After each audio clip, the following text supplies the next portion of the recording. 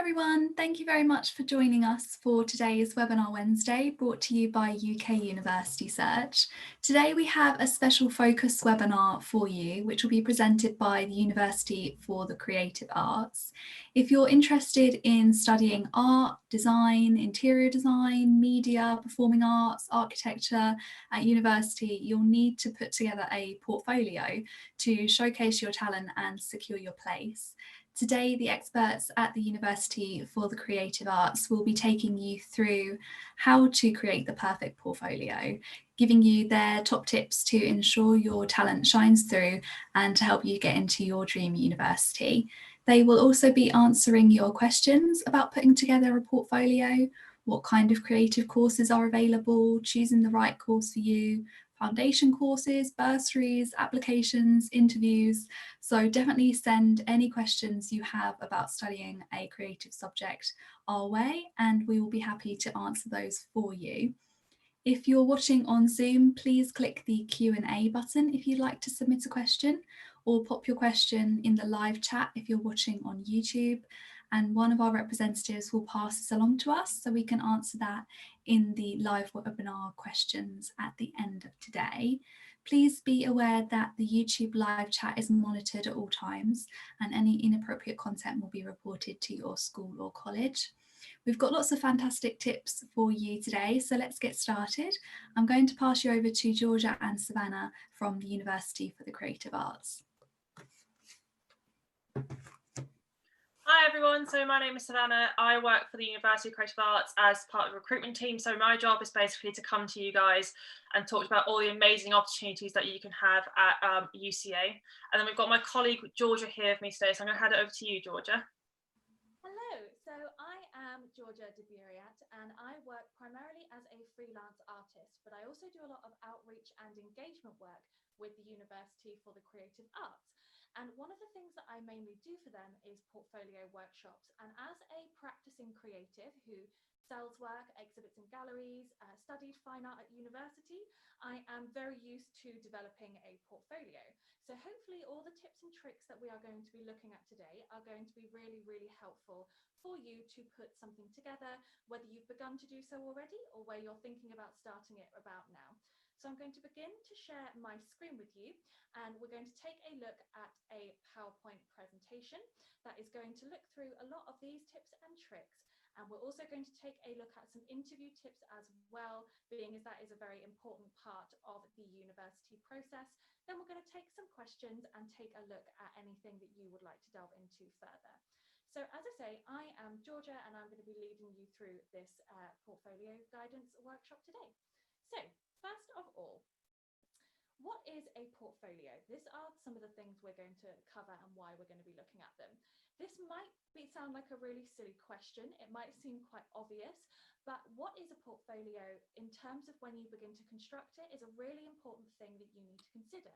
And it might also include why you are kind of putting something together and what kind of things you're going to put into it. You've also got things like what to include. Again, that might seem really, really obvious what you want to include in your portfolio, but interviewers may want to see things that you haven't particularly thought of. You want to show really who you are as a creative and what you can provide for them and why they should choose you over someone else. So you really want to be promoting your skill set and what you are strong at. Another thing to consider is how to order it best. When you're ordering a portfolio, the way that you do that can really, really affect how the viewer perceives it, which again, might not be something you consider, but the way that you present something in terms of the order will be affected by what your work looks like, how you make work, and that will then show the interviewer something about you.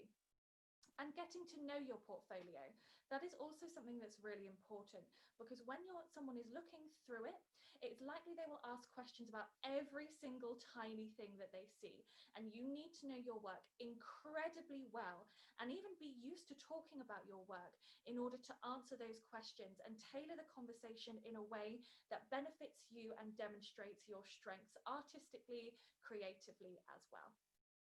So, what is a portfolio and why are they so important to the creative industry? This here is a really, really nice example of a good portfolio and what a good portfolio page would show. So as I'm sure you know already, when you're putting a portfolio together, it will generally either be physical, where you'll have multiple pages of different examples, or digital, where you can have multiple web pages or something like a Flickr or a Behance showing different examples. And this is an online portfolio example that is really high quality. It's showing your creative inspiration. So it's showing some of the examples that you might have taken a look at and some of the research you might have done, first-hand research, second-hand research. And if you don't know what they are, I'm sure you do, but if you don't, first-hand research is research you've directly done yourself. For example, photos you've taken rather than photos you've gathered, whereas second-hand research is that second part, so photos you've gathered. So you want to include your creative inspiration. You want to really show your personal design and style aesthetic as well. So all of you as creatives will have a particular aesthetic, a particular way your work looks and kind of design flares that it has. And this page has a really good example of those things.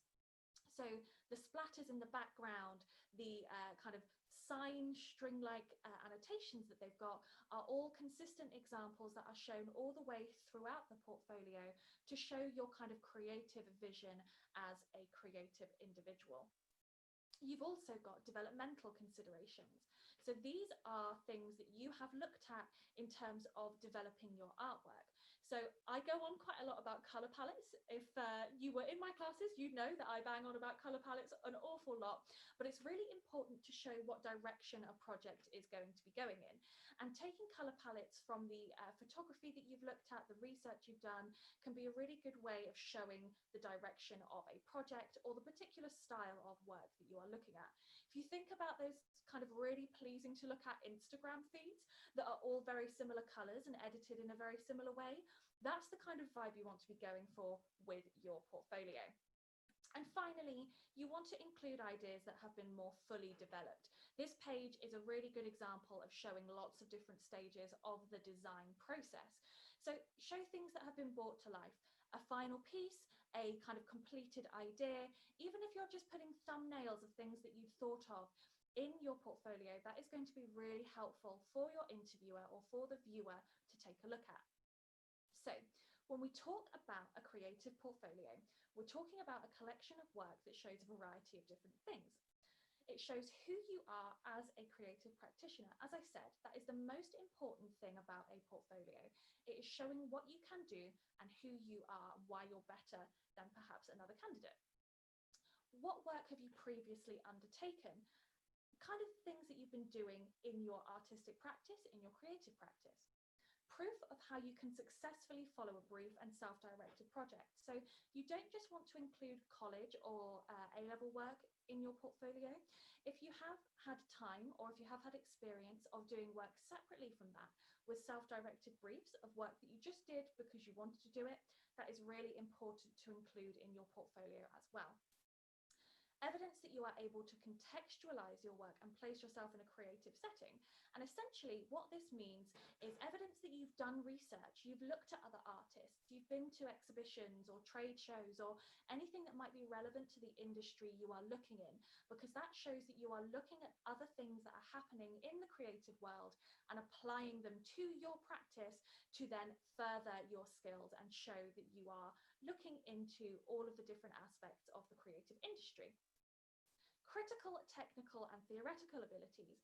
Again, this is kind of a really wordy way of saying your development, your considerations, what you're thinking about when you're making your work, and how you are analysing pieces that perhaps weren't so successful, realising why that's the case, and then developing them to make them better into a much more successful piece. And most of all, how skilled you are in your chosen media.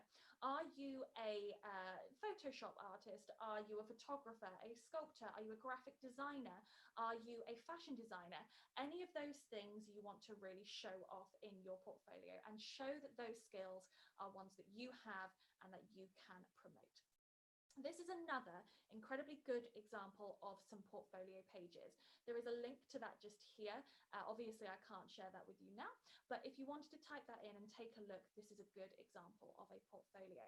You've got examples of the particular person's aesthetic here with the birds, the torn fabric, the lines in the background.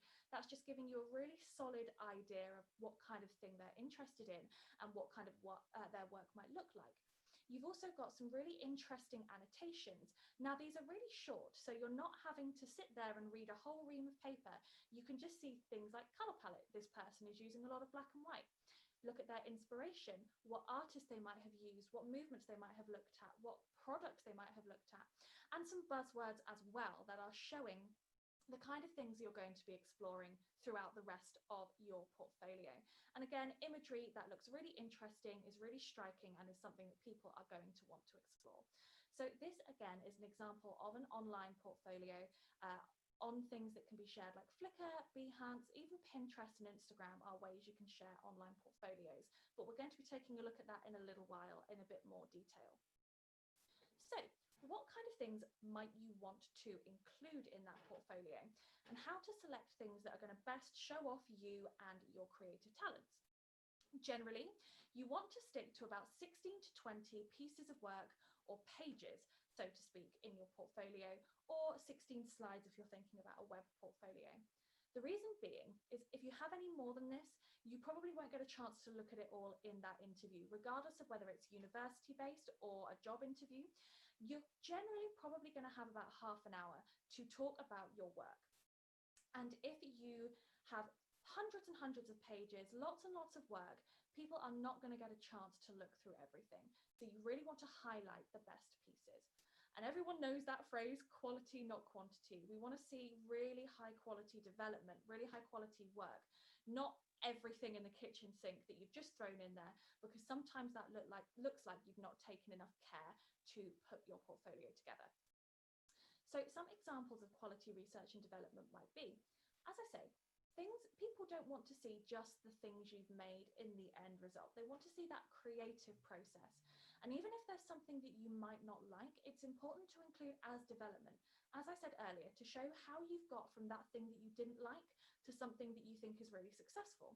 And as long as you can show what steps you've taken to get from that piece you weren't a fan of to that really successful outcome, that shows your development process really well. And that's what universities are really interested in seeing, looking at your analytical skills and how best you can produce work that is successful and interesting.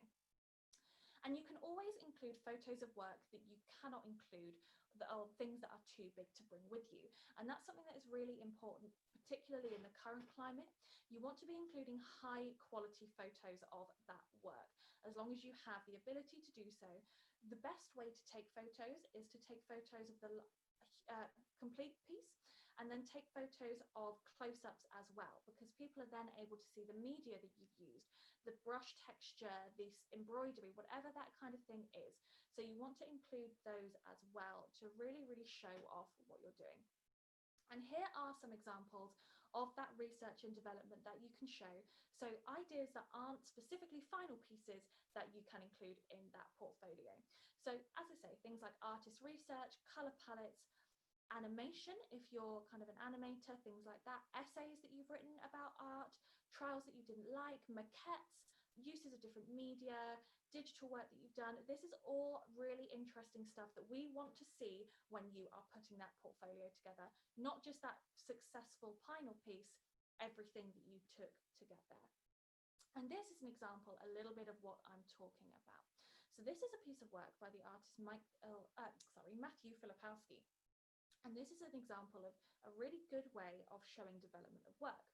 On the left-hand side here, you've got a really loose thumbnail sketch, just getting the composition together, getting an idea of where everything's going to be. It's not too detailed, but it's just kind of planning out what you're going to make of that artwork.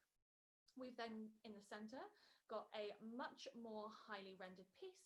You've got more sketch lines, you've got outlines of specific people, specific imagery that you're going to use, and a touch of shading.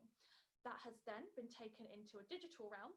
So you've got a black and white version, again, just to get the shading, to get the rendering right, before moving on to that final piece with the rendering as well.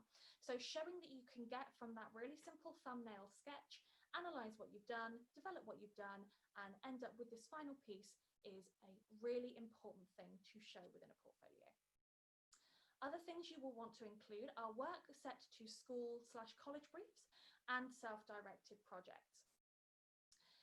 It shows you can develop work that's set to specific things, specific briefs, and make work that follows instructions. But it also shows with self-directed projects that you have passion and that you want to make work just because it's something you enjoy. So even if that is something like developing a skill on your own, perhaps you've taught yourself Photoshop, or perhaps you've taught yourself how to make videos or how to paint, that is something that you want to show if you've done in your spare time, as well as things that you've had to do for college. It also shows initiative and dedication, and that is something that universities really want to see. Not only that you have skill, but that you're going to be dedicated to your creative practice. Evidence of commission work and internships. So not everyone might have had these opportunities, but if you have, it's really good to include those extra bits and pieces. So have you done any voluntary work, any commissions, internships? Have you got a creative job? Have you redesigned one of your family's takeaway menus? Have you made someone a piece of work for their wall? Have you drawn something for a friend? These are all really important things because it shows that you are going above and beyond in the creative industry. Another thing that you might want to consider including, this is a little bit of a funny one at the moment, considering the current climate, but hopefully some of you will have been to art exhibitions or arts events. And this is again, a good thing to include in your portfolio. And it's also really good practice to get used to visiting galleries or relevant work, whether that is a trade show, whether that is a graphic design conference, anything like that, or an art exhibition, a documentary. It shows that you're experiencing, again, the art world in a way that's a little bit more in person than from books or the internet. Again, a bit of a weird one at the moment, but try to visit as many exhibitions as you can when you have that opportunity, because taking a look at something in real life is very different from taking a look at something on a screen or in a book page. And most universities will want to see evidence that you have been to exhibitions that are relevant to your course. So this is something that you will want to talk about. And again, it's one of those things that you want to make sure you have done and that you're not telling a fib about, because when I was interviewing someone once, they were talking about an exhibition that I'd been to, and they'd said they'd been to it, but they actually hadn't. So make sure that if you have said that you've gone to an exhibition or you've looked at something online, that you actually have done that. And it's okay not to like something. If you want to talk about a piece of work that you weren't particularly interested in, but it inspired you still, that's something really good to articulate. If you've looked at a piece and thought, that's really not for me, but I'm going to take this from it and develop it, stick that in there as well. That's something that you want to include. This is a photo that I wanted to include in context for that as well. So the person on the left of the screen, who's at a bit of a 90-degree angle looking at this piece of work, is a student of mine from quite some years ago who was obsessed with painting and drawing. Only painting and drawing were art. That was her mindset. But we'd taken her to the Tate Modern and we'd gone into the Jenny Holzer art room, and it was a particular light installation and she found it absolutely fascinating. She'd never considered that this kind of thing could be considered as fine art before. So by going to that exhibition and experiencing art in person, it massively changed how she made her own artwork, which is a hugely important thing. And the same thing happened with my practice. I did a lot of painting and drawing until I went to an exhibition that was about text-based art and about participatory-based artwork. Then I went through a phase of making solely participatory artwork. So you might see something that you've never considered as a method of making before, and it might completely change the way that you work your artistic and creative outlook. And some things to make a note of when you are visiting those exhibitions, those trade shows, looking at them online at the minute, is things like the name of the artist and the name of the work, so you can take a look and research them a little bit more once you've left the gallery. The date it was made, dimensions, materials used, and are there any interesting facts about it? So when you have been to a gallery, if you've been to a gallery, you'll probably notice there's a little plaque next to the artwork that tells you a little bit of the context behind it. And oftentimes people won't read these, will just look at the artwork and then move on. But that little plaque is essentially the portfolio or that sketchbook of that artwork whittled down into a paragraph. That will tell you what the artist was thinking when they made it, how they put it together, what kind of context is there, and what concept is behind the work. And that can sometimes make you think completely differently about that art piece. So make sure you are looking at that to inform your feelings for that particular work. Things else that you can kind of look at as well are, did you like it or dislike it? As I say, if you dislike an artwork, but that is really informing you about how you don't want to make something, include that. Think about that. That's an important consideration that you've made. Why is that the case? Is it similar to any of the work you make? And do you know any of the other artists' work? Have you found something that you thought, oh, I really like that, and then looked at the rest of the artist's work and thought, that's a bit different and not for me? That kind of thing can, again, really influence the way that you make your work. Another thing that you want to think about when you are putting that portfolio together is including work from the last 12 to 16 months approximately. This is generally quite a good rule. You don't have to stick to this completely, but about 12 to 6 months is a good time range. You want to show the work that is relevant to that you're making now. And in the last kind of 16 months is probably the most relevant and technically competent work that you're making. If you think about something that you made yesterday versus something that you made 3 years ago, 4 years ago, it's going to be hugely, hugely different. So think about relevant recent work that you're including. The only reason that older work should be included is if it contextualizes your more recent pieces. So perhaps you are developing work that you made a few years ago, then perhaps include 1 or 2 pieces, but do make sure that you write that down. Do make sure that you're telling people this is older work. Or perhaps if you are doing something like redrawing sketches from your childhood, obviously that is context for your current pieces. So you would include it in that context. But otherwise, around 16 months is the figure you want to stick with. Moving on to how to order your work. As I say, this will really show the interviewer your style and your creative outlook. And there are different options for how you order your work. So choose something that feels best for you and your artistic practice. Generally, the ruling of this is you want it to be pleasing to look at. You're someone that's going into a very visual industry. So you'll want your portfolio to be pleasing to look at, not look like it's been dropped in a puddle on the way or eaten by the dog. You want something that is visually pleasing. You want it to be well organized and tell the story of your practice. If your portfolio is messy, it's going to make it look like you've got a messy outlook. You might not be able to follow briefs. You might not know what you're doing. You might not be able to develop work. So make sure it does look organized. And tell your interviewer who you are with your portfolio and its order. Because as I say, it will tell them a lot about how you organize yourself and the ways in which you work. Another thing that you can consider doing, this is often used in portfolios online or physical, is putting attention-grabbing bits right at the beginning and right at the end, because psychologically, these are the most likely to be remembered. And after all, you do want to make a really strong impression with that interviewer. So perhaps think of a film that you maybe watched a few weeks ago or a month ago. People generally are able to remember the very start of the film and the very end of the film. But if you try to describe exactly what happened in the middle, you'd really struggle. So you want those attention-grabbing bits at the beginning and at the end of your portfolio. And as I say, don't put everything in you've ever made. Be selective.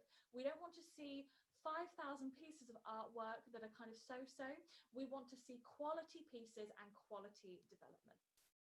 And having a sensible and well-chosen selection shows strong critical ability, which is really important in terms of developing and progressing your work. As I say, critical ability is such an important skill to have when you're creative. Taking that piece of work that perhaps looks a little bit odd, doesn't quite suit, taking the ideas from that and then developing them into something quality. So here are some examples of how you can order your portfolio, dependent on the way you make work and how your kind of briefs are set out. So one example can be by artistic media. So for example, this would be if you had a very consistent motif. So for my example, I do a lot of work with nature, as you could probably tell from the video behind me. I make a lot of work with nature in a lot of different media. So with that, I might order it all of the paintings, all of the photography, all of the printmaking, so that all of those pieces are clustered together with similar imagery. You could also order it chronologically. So obviously that would be with the time scale. So your older work at one end and your newer work at the other end. But you might want to consider what the most successful order for that would be. So whether it would be better to have your older work at the beginning, moving forward to your recent work, or your recent work at the beginning, moving back to the end. If you are someone that follows a lot of different briefs, You can order it by brief. So maybe have a couple of pages for each of those briefs and slot through those. That is something, if you've got lots of different ideas, lots of different imagery, lots of different work, that is a good way to show it. Using a color palette, again, I told you I'd be banging on about color palette, but if you are someone, again, that uses similar imagery a lot and lots of different colors, a color palette order might be an interesting way of displaying it. And I do have an example of that shortly. Here, in fact. This particular person, again, has arranged their portfolio in a really interesting way. So they've begun by simple sketches in black and white before moving on to blues, then greens, and then kind of more vibrant colors. And taking a look at this page, there are lots of useful things on there that give the interviewer good context for your work. So we've got some examples of second-hand research here in terms of architecture. They're taking a look at some inspirational imagery, this kind of water droplet plant imagery, and some other architecture that has inspired them. And this has been displayed in this really interesting kind of angular geometric way. So you don't have to include a whole photo if you are including inspiration. It can be kind of cut up and collaged together, almost like a mood board, just to give that interviewer something interesting to look at, something visually stimulating. They've also got some simply rendered ideas, quick sketches of different aspects of this particular piece of interior design before moving on to a more finalized thumbnail sketch with kind of more rendering. They've got some watercolor, again, to make it really visually impactful. They've also got annotation on this page. Annotation is another really important thing to include when you are showing a portfolio, because while you're talking about it, the interviewer can take a look at what you've written to just glean some of that extra developmental content. So take a look at this page and remember that this is a really good way of showing work. Again, and all of these sections showing that really strong aesthetic, but also showing really strong development of a final piece. This is another really interesting example of how to put together a portfolio. This person is focused on photography and has shown that in a concertina book. This is a very clean example, so you can really focus on the photography and the outcomes of that work. But if you flip this over, then there was annotation and development on the back.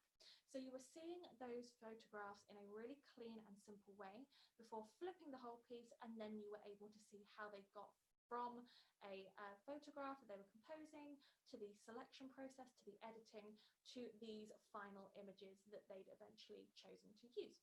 And a concertina book is really simple to make as well. You can show this in just one-page sections, or you can pull out the whole thing and see the progress of your work all the way through a particular project.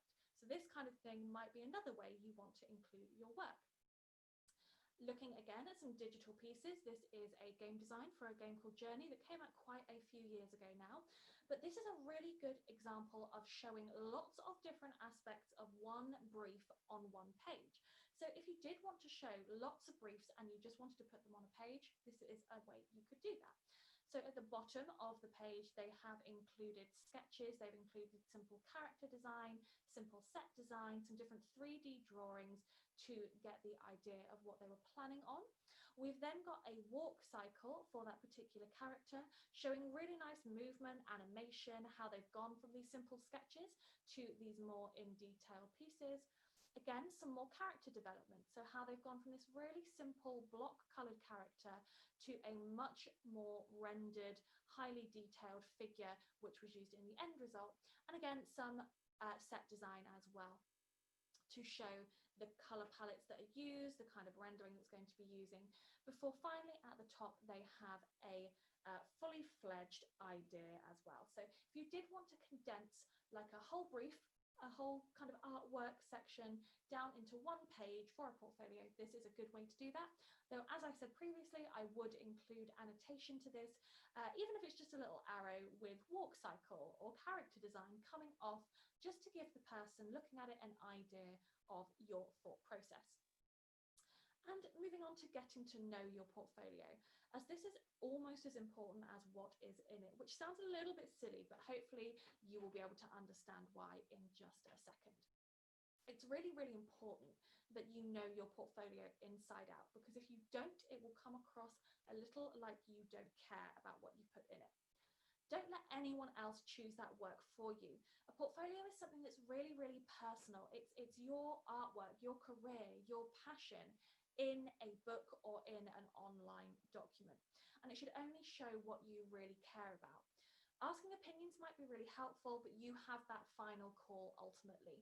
So going to a teacher, a friend, a family member, to get them to consult with you, to help with you on what kind of things that you might want to put in there. If they've got some work that they can suggest to you, that could be really useful to help you whittle it down. But in the end, if someone says to you to put something in and you don't feel comfortable with that, do not put that work in, because it will come across when you are talking to that interviewer. Another thing that is really useful is knowing approximately where everything is, because you might not get a chance to look through that whole portfolio. So if you've got something that you really, really want to talk about, make sure you know where they are, just in case you need to skip to those.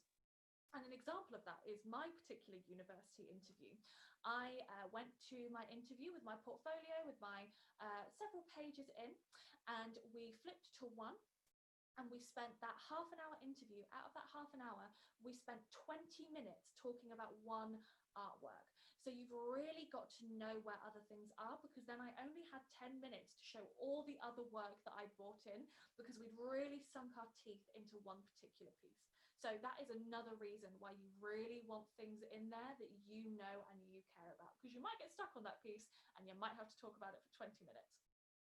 Similarly to that, be confident about talking about your work and your influences, your style, why you've chosen it, why you've chosen media, because you will most likely to be asked about it. And if you don't know those answers, or you've kind of put in random things, it's going to look like you're not caring about your work and you've not considered that piece at all. And if you look like you've kind of put something in and you're a bit blasé about it, that's going to reflect really badly on you. And a way that you can promote this and kind of become better at talking about your work is practicing with someone you feel really comfortable with.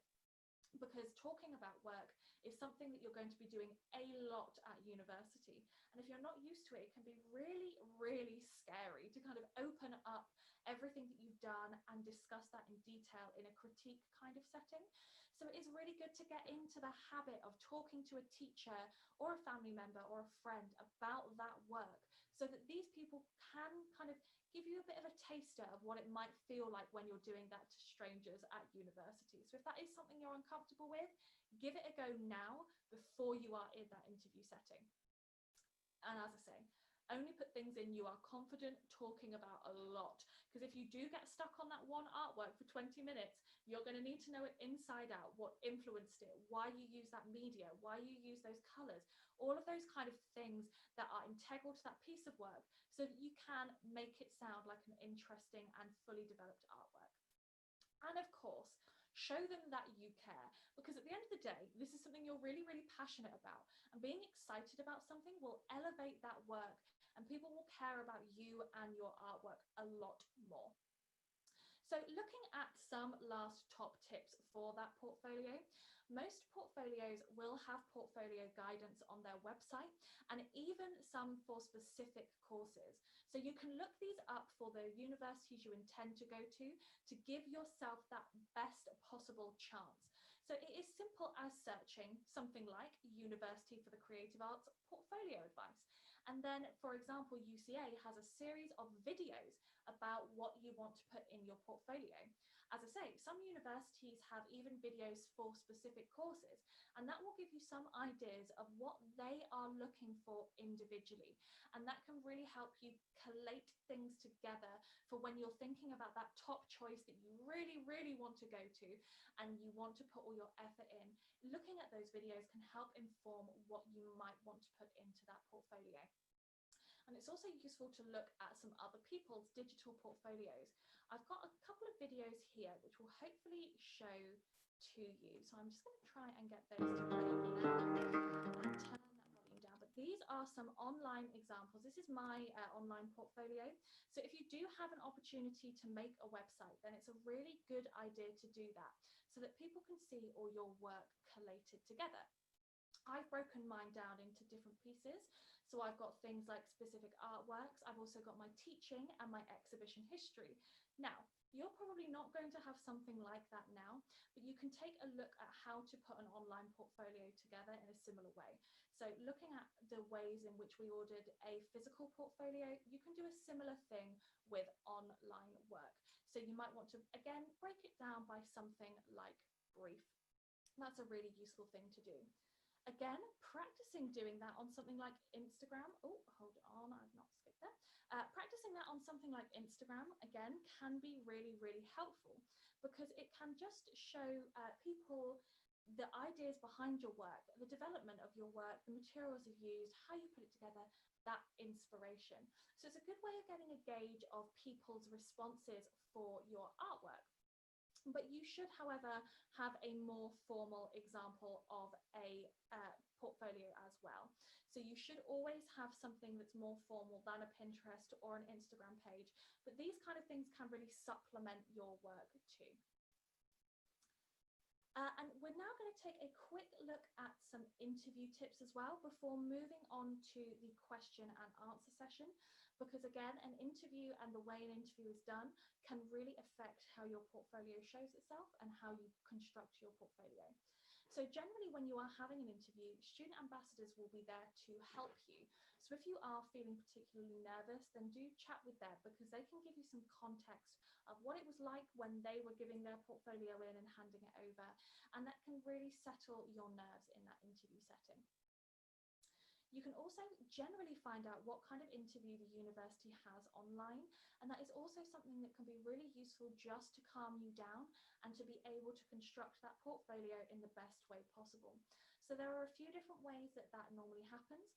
It can be in a setting with just a lecturer or a technician from the university where you sit down and you look through your portfolio. Again, that can be online or a physical portfolio. So that can be something that you might want to look at and consider. It could also be in a group setting, and that again might change the way that you want to promote your portfolio.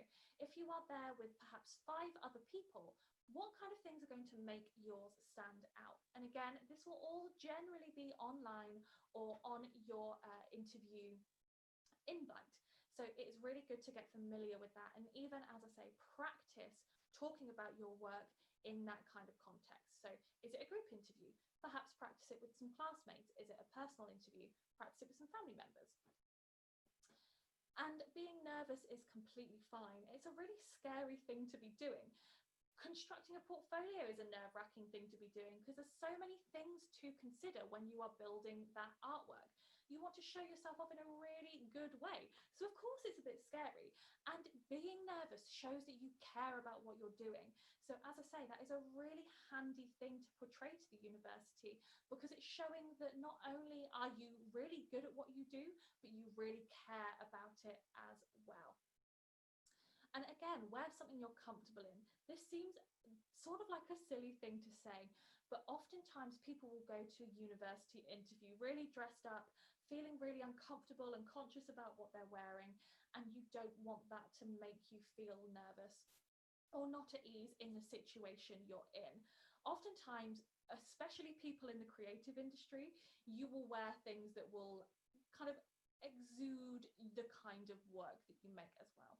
So wear something that you want to wear and wear something that you're going to feel comfortable in as long as that is appropriate. And once again, do make sure that you know that portfolio inside out, just in case you spend 20 minutes on one piece and you have to flip around lots of different things to get to the point where you are comfortable with talking about something. And practice will always help you feel more comfortable in a portfolio-based or an interview-based situation, regardless of whether that is for university or for perhaps a job interview, an internship, an apprenticeship. These are all things you want to get comfortable with now. So when you are in a university or a professional context, you've really got that power and that belief in yourself to show quality work. Okay, so that brings the end of my portfolio presentation. And I believe now we're going to invite some questions, which I will hand back over to the heads of the seminar to myself and Savannah. I will be answering any about portfolios and Savannah will be answering any about university.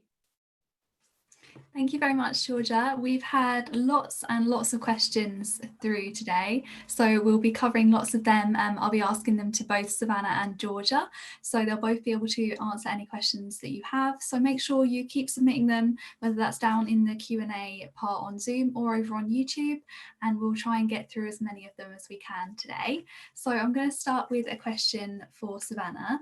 If I have work that's a bit more experimental or a bit different to the rest of my portfolio, but I didn't really like the final result, should I include that to show the range of work that I could do, or focus on the kind of more traditional pieces that I like more? I'd say definitely. I think, as George has mentioned in the presentation, it's very important, obviously, to make sure that you're kind of showing your journey through what you're making. Georgia might be able to answer this question a little bit more about kind of like specifically what should and shouldn't be included in the portfolio. But I'd say absolutely, like if you think it's going to benefit towards your portfolio and kind of showing your journey as you as a creator, then definitely. I would say so. I would say if you have something that you have just kind of given a go, if it's a media that you've never perhaps used before, you might want to include one page on that, or maybe one page for kind of different experimental work. So stick to what you know for quite a lot of it, but it is really good to include that kind of extra kind of experimental pieces as well, because it shows that you're not just sticking to your guns and going, I'm a painter, I'm only ever going to paint. It's nice to show that you do have that ability to develop and make other work too. So I'd say definitely include that as well. Thank you very much, guys. Next up, we're going to throw this question to Georgia first, and then Savannah can chip in if she'd like to. Would a GCSE or A-level sketchbook count as a portfolio, or is this something that you need to construct specifically for your university application and draw on lots of different things? Okay, so what I would recommend is a little bit of both, really. So what the best thing to do is construct a portfolio so that you have some specific things to show your interviewer that you can kind of skip specifically through, but you can always take those with you as a sort of backup plan as well. And that is what I did in my interview. And when I am interviewing people, that tends to happen quite a lot as well. So what a good example of taking things from a portfolio, sketchbooks to a portfolio might be, is if you take some photographs or if you take some high quality scans of pieces from your sketchbook that you really, really enjoy, and then put them on a portfolio page and elaborate on them a little bit more. So say you've got a sketchbook that's like 20 pages long, you're not going to have a chance to go through that. So maybe pick 5 pages that you want to include on a larger board and pop those on your portfolio. And then if the interviewer does have any more specific questions about that sketchbook, you can always pick it up and refer to that. Another way that can be really useful to show sketchbooks if you've got an online portfolio is by making GIFs of them.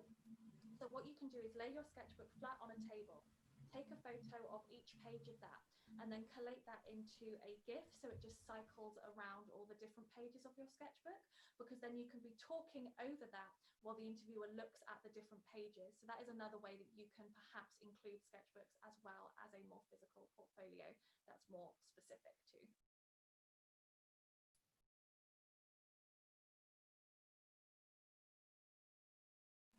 Thank you very much, Georgia. Leading on from that, are there any specific apps or software that students can use to help them build an online portfolio if that's something that they want to focus on?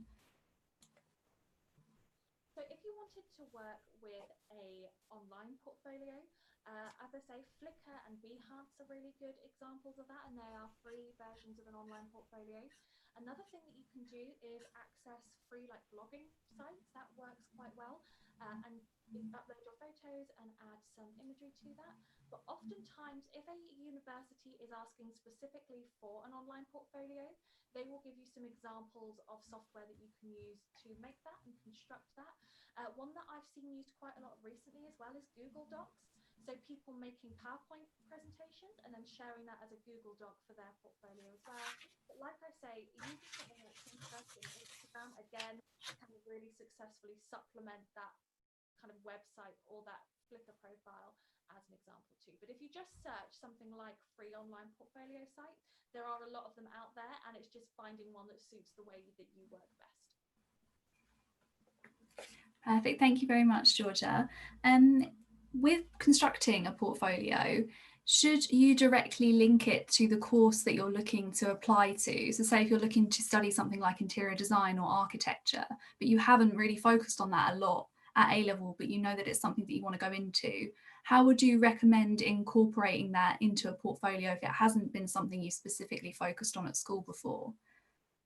So that tends to be absolutely fine, because oftentimes at university there are courses that are a lot more specific than the kind of things that you would study at A level.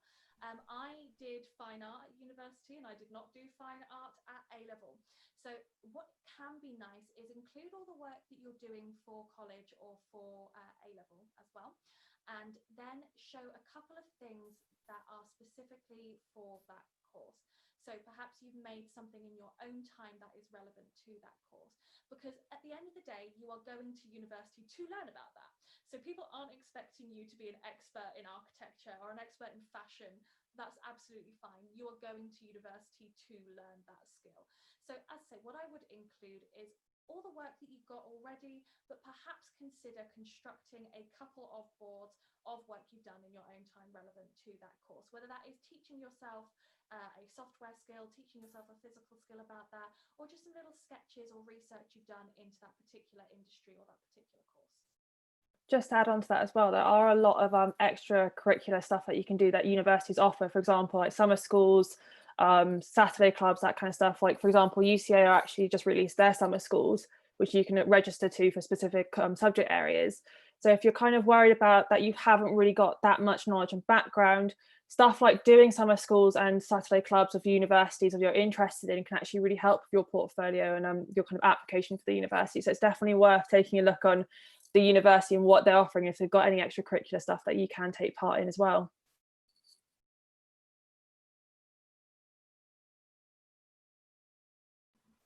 Thank you very much, guys. Next up, another kind of question. Mostly we've been talking about A-level as the predominant type of sketchbooks that are produced. For international baccalaureate students, do you have any more specific advice for them in terms of the process portfolios that they create and how they can incorporate them into their portfolios rather than the more traditional A-level style? I think this is something I'm going to have to pass on to Savannah, if she doesn't mind answering this one. Yeah, that's absolutely fine. I actually have a background. I did international baccalaureate as well as part of like my previous history. So international baccalaureate, obviously it's a little bit different in kind of entry requirements and what you study, but general consensus for the portfolio, it's pretty much exactly the same as what you would include, because you are still obviously applying to the same university. If you are abroad and obviously you can't come in for a physical interview to your university that you're looking at, then there is the option of uploading a digital portfolio, as Georgia has mentioned before. But if you are kind of worried about specific areas of international baccalaureate and any other international qualifications, then just get in touch with your university directly. But in terms of the portfolio, it's pretty much almost exactly the same as what you would include with the portfolio.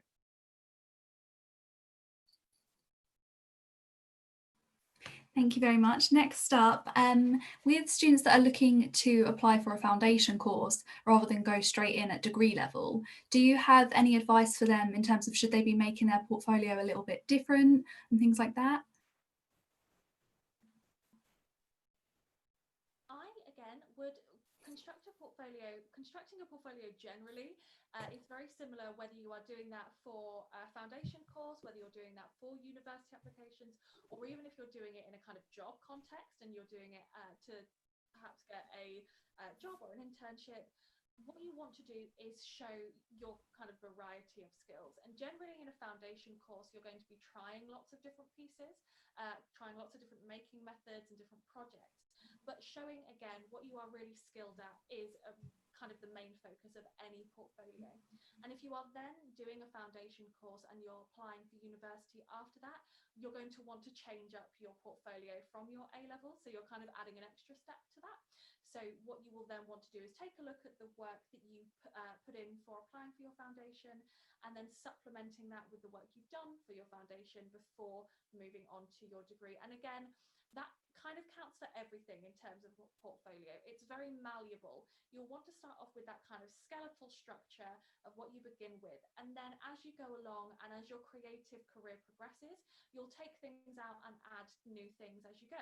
My work now looks really, really different from what it did even 2 or 3 years ago in terms of the kind of thing that I'm making and the kind of processes that I'm using. So I'm constantly changing up my portfolio with newer, fresher things that are more relevant to me as a creative practitioner now. And you might even find that that happens between university interviews. You might find that you've made your complete portfolio and then actually there's a couple of months between your interviews and there is something that you're really proud of that you want to input. That is absolutely fine. It wants to be a malleable and a changing document. So anything that you would include for a kind of standard degree, you would include for a foundation too.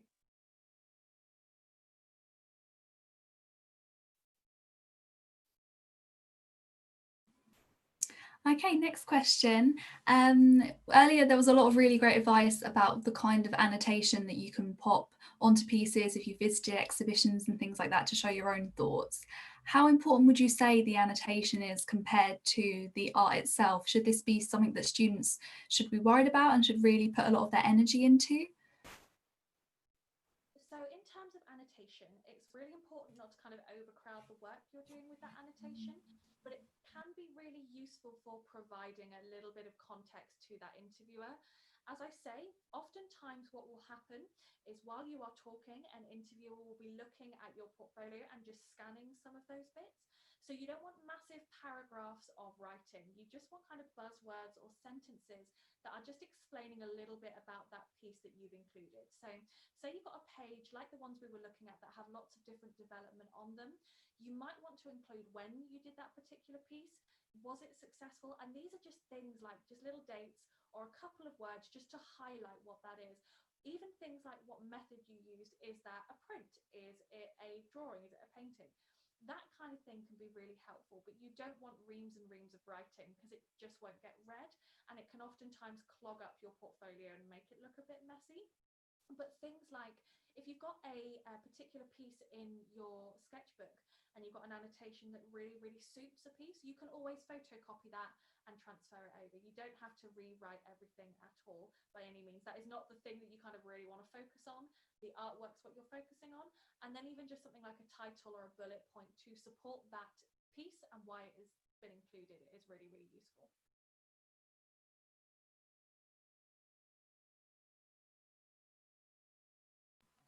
Thank you very much, Georgia. Another question is looking at when you're beginning your portfolio. So do you need to include kind of a title page, or an introductory page, a brief about yourself and what you're looking to study, or should you use that space to express yourself through the pieces that you've created more? Again, this is really going to be something that is down to that individual. If you wanted to include a little bit of context about who you are and the kind of things you've done, then by all means do that. But if you did want to just focus on your work, that's absolutely fine. Because when the interviewer is looking at your pieces, they will have a little bit of context for who you are in terms of what you've written to submit for the university. And what they want to see is the kind of work you're making. So if you as a person is relevant to that, and if you make a lot of kind of self-portraiture, for example, or performative work, that can be useful to include. Even just maybe like a little statement that's perhaps a paragraph about you and your work can be handy, but just getting into the meat of it is what I would really recommend. And again, if you feel more comfortable having a contents page and you think that's going to support you when you're flipping through your portfolio so that you can refer back to something to see where stuff is, then that's fine, but it's not something that is going to be kind of marked up or down as to whether you have or not. It's just whatever will be suitable and whatever will make you feel more comfortable. Thank you, Georgia. In terms of looking at the difference between physical and online portfolios, if you're going for a course such as fashion or textiles, would you recommend bringing a physical portfolio along with you to an interview so that you can show them the kind of materials that you're using and give them a better idea of texture and structure? So oftentimes a university will stipulate if they particularly want an online or they want a physical portfolio. So So that can kind of inform that a little bit, dependent on what that university is saying. But again, it's whatever suits you, it's whatever suits the way you work. For fashion, having a physical portfolio can be handy, but a way that you could always kind of dance between the two is by having an online portfolio and then perhaps a swatches book to show those particular fabrics that you've used. So if you did feel more comfortable constructing something online, but wanted to have something a bit more physical as well, that is a way you could do that. But a physical portfolio is a nice way of displaying something if you've got a kind of more tactile process, or you are going into a more tactile industry. Again, like I was saying with the photos, and making sure that you are taking really quality photos of your work so that you can see how it's constructed. With fashion, that's something that's really important. So you're going to want to take photos of the kind of seams of your work, your embroidery, your sewing, all of that kind of thing, and making sure that they're really high quality and easy to see. So if you did want to perhaps make a physical portfolio and include some of those things, that is something you definitely can do. And when you're going to an interview, you can always take finished things with you as well as a kind of addition. So much like with the sketchbooks, you can have your portfolio and take sketchbooks with you. If you are doing something like fashion or sculpture and you wanted to take those final pieces with you, that is an option as well. Just again, to give that interviewer something to look at as well. Perfect. Thank you very much, Georgia. Another one which is more focused on the amount of pieces that you can have in your portfolio. Is there a kind of a minimum that you would recommend including? And what do you believe that students should include more? And is there like a penalty if they don't meet that minimum number? There's not really a standard number that you should stick to. As I say, I generally say between about 15 and 20 pages, which all kind of equates to 15 to 20 pieces of work. And the reason why this is because oftentimes people will struggle to kind of refine their work and end up putting a lot more than that in. But if you are struggling to reach that amount, then perhaps consider doing some personal work as well. You want, I would say, at least 10. I think if you had less than 10 pages to look through, it would look a little bit barren and look a little bit like you hadn't got too much there. So you do want to have kind of upwards of 10, but generally there won't be, say, a penalty or kind of specific penalisation for not having a specific number. It's more of a kind of guidance. It's just making sure that you have enough to talk about and enough to show that skill set that you have. So the worst thing would be having that half an hour interview, only having a few pieces and then getting stumped for what to say. Whereas generally, if you have more work, if you found that you finished talking about a certain piece and that you've milked it for all it's worth and that you can't get any more out of it, having another few pages to turn to can be really helpful to kind of reignite that conversation. But as I say, there's no kind of minimum limit. It's just enough to be able to kind of fill that time. So I would say the lowest I would include is about 10 and then the maximum is about 20. Thank you, Georgia. In terms of selecting those pieces, would you go for more up-to-date pieces, or could students go even all the way back to GCSE projects if there's something that they felt that they were passionate about and they could include that, they wouldn't be penalised for going back onto older pieces rather than showing what they're doing now? So as I say, as a general rule of thumb, when we were talking about it in the presentation, you want to stay within a kind of 16-month boundary. So about a year and a half to 2 years is where you kind of want to stick in terms of the work that you've created. As I say, the example I used is if you think about work that you were doing in perhaps year 9, it's going to be a lot different in terms of technical competence than the work that you're making now. But if it is relevant or it is something that you did really, really want to include, then do include that, because you're kind of talking about it and your passion for it will come across when you're talking about it. But just remember to add when that piece was made, because that might be useful for the interviewer to know.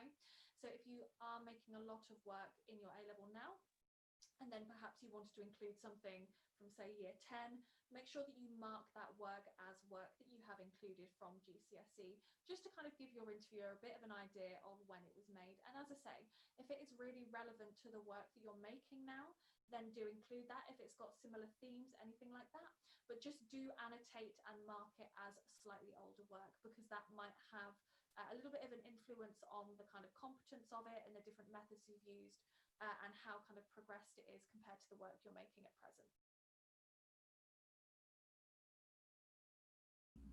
Perfect, thank you. We've just got a couple more to go through. We've had lots of really good ones come through on the chat today, so it's great to get your opinions on them. Do you have any tips for architecture portfolios? So is this something they need to be looking at, including sketches, drawings, images of buildings that they've liked? Is that something that they should look along those lines if they're building their portfolio? Definitely. So anything that is kind of integral and contextual to your practice. So anything that you've made or anything you've thought about that is relevant to that final piece, that is really useful. Even if you've just perhaps been walking along the road and found a building that you really liked, or found some kind of construction that you'd really like, snapping a photo of that and kind of jotting down some elements of that is really, really helpful. Again, doing things like finding architects that are influential for you, including that in your portfolio again, will be really, really important. And again, just kind of quick sketches, thumbnails, anything that you've kind of rendered digitally, any research that you've done, again, can be really useful to include in your portfolio to show that you are interested in what you're doing. If you've got a book about architecture and you found an interesting page, scan that, stick that in, write a little bit about it. Anything like that, anything in the sphere of your research, you're making, anything kind of to do with producing a final piece or you thinking about that career as a whole is important to include.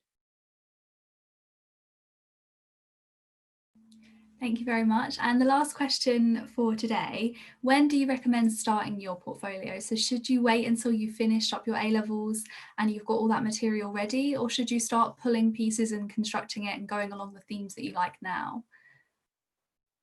So I would start constructing it as soon as possible. As I say, it's something that can change with time. So if perhaps you do construct that portfolio and think, oh, this really doesn't suit my work anymore, I don't want to include that, you can take it out and replace it with something else. But as a creative individual and as someone who's going to be going into the creative industry, a portfolio is something you are going to need throughout your whole career. So starting to make it now with pieces of work that you've got now will just get you used to the process of that and get you used to kind of what things that you like to include, what imagery you like to include, how you like to put it together.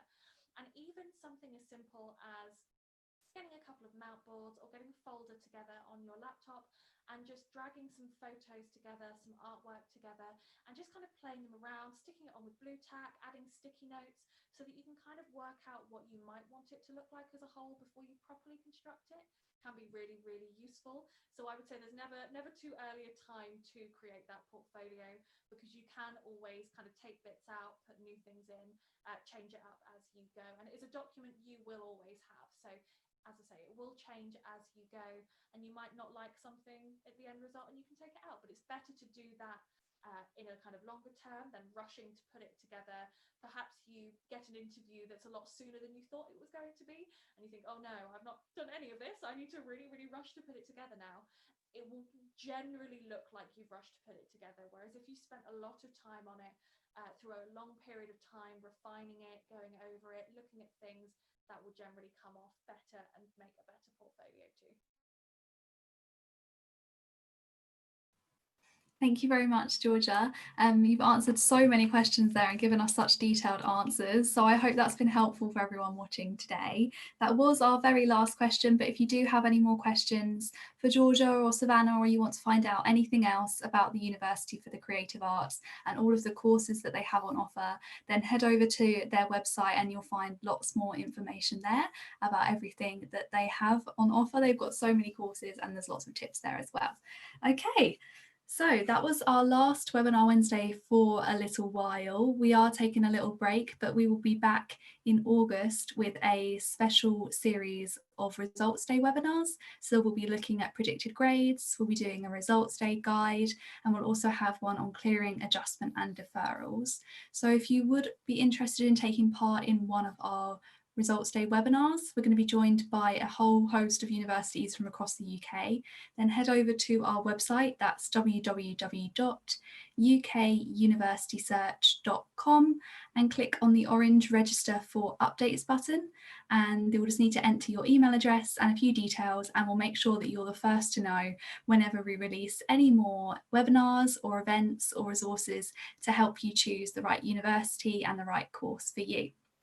Okay, the University for the Creative Arts are also at our virtual fair, which is open for one more week. So if you have missed that out on that and you want to have the chance to explore over 100 different universities, colleges, training providers, then there's still time to head over there, compare different courses and different options. It's ukuniversitysearch.vfairs.com. So definitely have a look over there if you're still thinking about where you want to go to university, or if you have any questions, you can download prospectuses, view videos and webinars on there as well. Okay, if you're looking for any more resources in the upcoming weeks as you break up from school, all of our Webinar Wednesdays are available on our YouTube channel, so you can catch up on advice there about personal statements, student finance, life at university, all kinds of things. Every single webinar has a different university or a panel of universities who are there to answer your questions and give you lots of support. So head over to our YouTube channel to catch up. That's UK University Search. Okay, thank you very much to Savannah and Georgia from the University for the Creative Arts for joining us today. They've been absolutely fantastic, and if you want to catch up on the webinar or view it again, maybe go back to a slide that you really liked and get some more inspiration, it's available on our UK University Search YouTube channel for you to catch up on anytime. And that's it from us today. So thank you very much for watching, and we hope to see you again at another Webinar Wednesday in the future. Thanks, guys.